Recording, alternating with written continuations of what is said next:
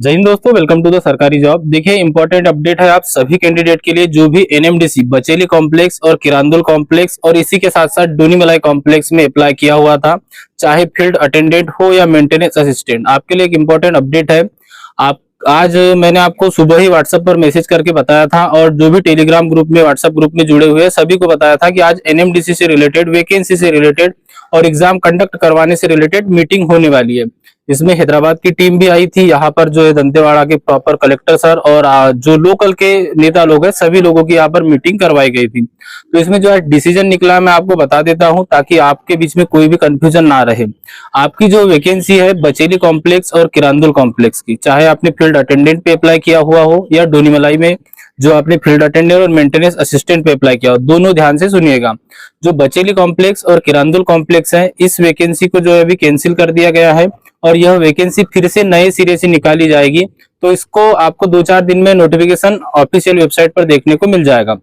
हो सकता है समय लग जाए, 8 दिन बाद भी मिले, लेकिन डिसीजन प्रॉपर हो चुका है कि आपकी इस भर्ती प्रक्रिया को कैंसिल किया जाएगा और नए सिरे से फिर से 1 से 2 महीने बाद, लगभग उन्होंने अप्रैल का बोला है, फिर भी आप मान के चलो कि मई में फिर से नोटिफिकेशन आएगा। अब सवाल यहाँ पर यह उठता है कि आपकी वैकेंसी को कैंसिल क्यों किया गया है। तो मैं आपको 3 चीजें बता दूं।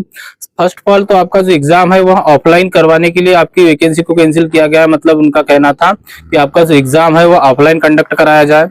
दूसरा यहाँ पर मुद्दा उठाया था उन्होंने कि अधिक से अधिक लोगों को प्राथमिकता दी जाए। तो अभी तो एनएमडीसी डिक्लेयर करेंगे अपने स्तर पे कि क्या करना है क्या नहीं करना है। मैं आपको विस्तार और विगतवार सारी चीजें यहाँ पर बताते चल रहा हूँ।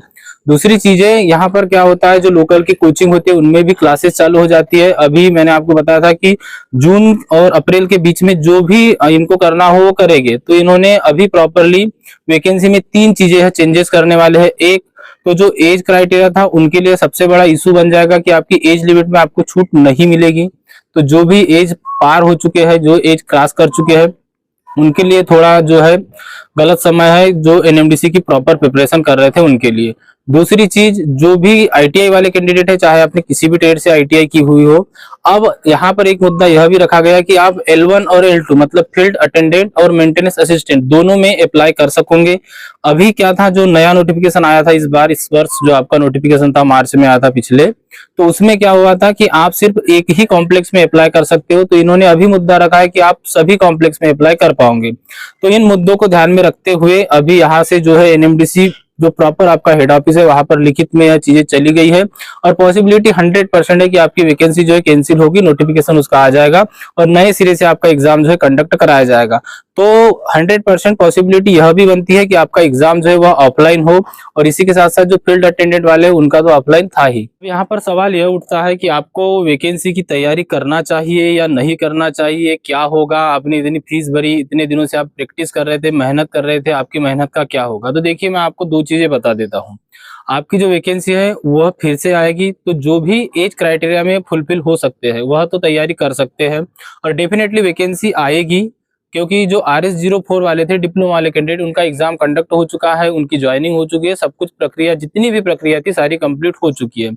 अभी बचा है आईटीआई वाले कैंडिडेट और फील्ड अटेंडेंट वाले कैंडिडेट जिन्होंने 8वीं पे। अच्छा, एक मुद्दा यहाँ पर यह भी निकल के आया था कि अगर किसी ने हायर क्वालिफिकेशन किया है, मतलब अगर आपने फील्ड अटेंडेंट पे अप्लाई किया है 8वीं पे या आईटीआई पे, और अगर आपने आईटीआई पे अप्लाई किया इसके बाद भी आपके पास अगर हायर ग्रेजुएशन हो या कोई भी हायर क्वालिफिकेशन हो, तो क्या इन्होंने मना कर दिया था। तो यह मुद्दा भी हटाने की बात की गई है, यह जो प्रावधान है इसको भी हटाने की बात की गई है। तो 4-5 मुद्दे ऐसे जो थे जिनमें बताया गया है, जो लोकल के लोगों ने अपने प्रस्ताव रखे। स्टूडेंट काफी कम थे, स्टूडेंट नहीं आए थे ज्यादा, अधिकतर जो थे प्रॉपर लोकल के नेता लोग आदि ही थे। तो यह सारी चीजें चेंजेस होने वाली है, फिर से नया नोटिफिकेशन आपके लिए आएगा।